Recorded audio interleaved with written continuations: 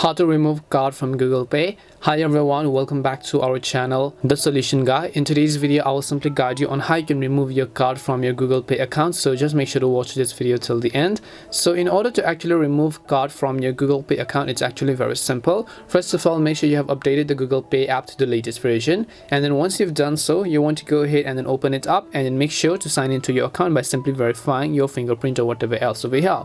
Then once you do that, you'll be able to see all of this information. You can just tap on the dollar icon over here, scroll down, and then here you'll find the option called show all accounts. So when you go to the tab that says show all accounts, you'll be able to see the accounts that you've added as well as the cards you've added. In my case, I have not added yet any cards. So if you have added, you'll be able to see those cards over here. You can just tap on that card, tap on the option called remove or delete, and your card will be successfully deleted. If you've not yet added a card, then you can just tap on the add card option in order to do so. And that's all it takes to remove card from Google Pay. We hope the video was really helpful, and if it did help you, then make sure to leave a like and subscribe to the channel. And if you have any questions, feel free to leave them down. Thank you very much for watching, and see you in the next video.